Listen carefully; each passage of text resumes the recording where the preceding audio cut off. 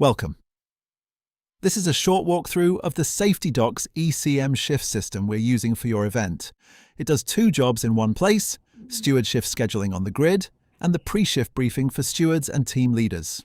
Both sides of the system live behind a single login, and you can move between them freely. Access and login. You can reach the system from two friendly URLs. Risk.yourvenue takes you straight to the pre-shift briefing page. Shifts.yourvenue takes you straight to the shifts grid. Either one will let you navigate to the other once you're in. To log in, you'll need the PIN. Request this from your admin department. Cookies on your phone or computer hold the login for 12 hours. Then you'll be asked for the PIN again. The shifts grid. Down the left-hand side, you'll see every position on the DOT plan. These can be amended by admin via the Event Compliance Management (ECM) system. Along the top, you've got every shift for every day, with any planned earlier finishes already in. If you only want to see one day, use the day filter at the top. Otherwise, leave it on all days. Next, choose your area. This is important. When you go to assign a steward into a shift, the picker will only show you the stewards who are actually assigned to that area in ECM. That keeps the list short and relevant. No scrolling through hundreds of names looking for the right person. Assigning a steward to a shift. Hover over an empty shift and click Assign. The picker opens, showing every eligible steward for that area, along with 3 eligibility flags: admin approval, training complete, certificate still valid. In normal operation, anyone who hasn't cleared these gates can't be assigned. In demo mode, the system lets you assign with a warning, so we can walk through it without needing every flag set on every record. Pick the steward you want. They drop into the cell. Hover over their name and you'll see a card with their email, mobile number, photo, and their personal QR code. The QR code. That QR code is the backbone of the check-in flow. It will appear on the rear of each steward's badge and here in the grid. 2 ways to use it. The captain or department overseer can scan it from their phone, which signs that steward on or off the shift. Or the steward can scan their own badge to self-check-in. Either way, the system only accepts the check-in within a 10-minute window of the shift start, and it captures the device's geolocation so we can verify the steward was actually on site. If something needs overriding manually, the QR wasn't accessible, the badge was forgotten, the overseer can click Mark Arrived or Mark Left on the card. You'll see a warning, so it's clear this is an overseer override, and the cell flips to the green On Shift state. Marking them as left changes the cell again to show the shift was completed. Reset and remove. If you tap the wrong button, say you marked someone arrived at the wrong time, click Reset. That clears the arrival without touching the assignment itself. If a steward can no longer cover their shift, click Remove. They come off the slot entirely, but they stay on the team, they keep their training, their admin approval, and their certificate. Their check-in history is preserved too. Remove is purely about freeing up the slot so somebody else can take it. Switching between areas. If you move to another area, let's say Level 1 Concourse, the picker now only shows stewards assigned to Level 1 Concourse. If somebody you know is on your team isn't showing up here, that means their team field needs to be amended in ECM by admin. Once that's done, they'll appear on the next sync. Autofill. If you're starting at a full grid of empty cells and want a head start, use Autofill. Autofill takes the eligible pool for the area you've selected and round-robins them across every empty slot. It will never double book a steward on the same shift period.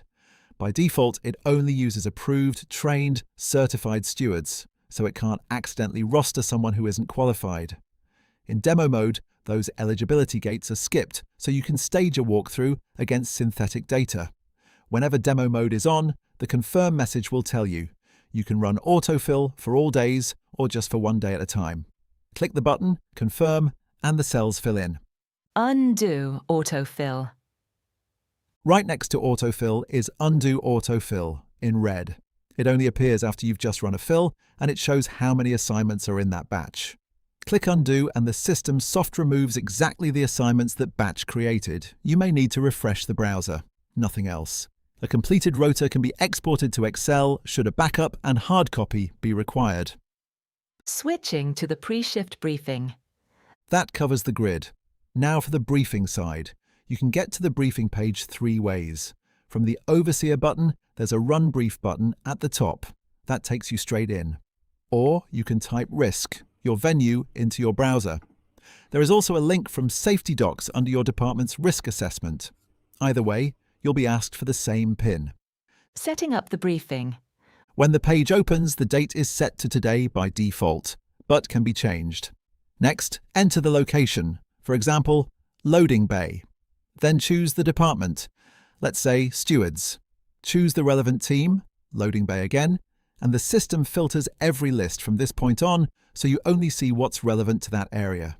For example, delivered by now only shows the captains and overseers actually assigned to loading bay.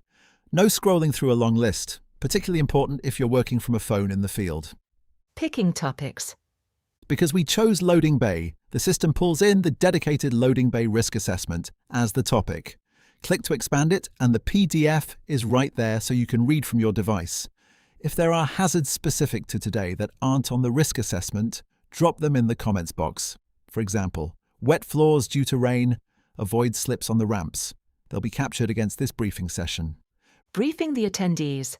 The page now shows every steward assigned to that team, the audience for this briefing. If everyone is present, click Brief All. The system records the brief against every attendee in one go. If only some are present, tick the stewards who are actually in front of you and click Brief Selected. Only the ones you ticked get briefed. For each brief, the captain attests they've delivered it and the steward attests they've heard it. 2 tick boxes. Click Brief. The system records the brief, fires an email and text to that attendee, and updates the page so you can see at a glance who's been briefed and who hasn't. If you come back to the page later in the day, that state is preserved. You don't have to start over. Sign-off link. Once everyone present has been briefed, click Send Sign-Off Link for those still pending. That fires an email and a text to each briefed attendee. They tap the link, see the brief again, they can add their own comments and then acknowledge they've been briefed. And the acknowledgement is logged back into the main ECM system. Incident control. Incidents can happen on the day, which might mean a new briefing is required before stewards can start their planned shift. Hit the Rearm Today Brief button and it will send everyone back to not briefed, which will prevent them signing onto their shift until briefed about the new situation. The record in ECM. Back in the main SafetyDocs ECM dashboard, you can see every steward's training record updated in real time. The registration dashboard shows the whole event and broken down into teams. The training records dashboard shows who's been briefed for what and when. That closes the loop. Every briefing delivered in the field is captured, attested, and visible on the back office side without anyone having to re-enter anything. So that's the system end-to-end. Shifts grid for scheduling and on-the-ground attendance. Pre-shift briefing for live training delivery with a full audit trail. One PIN, one mobile-friendly interface. All live, all synchronized, and ready to go for your event.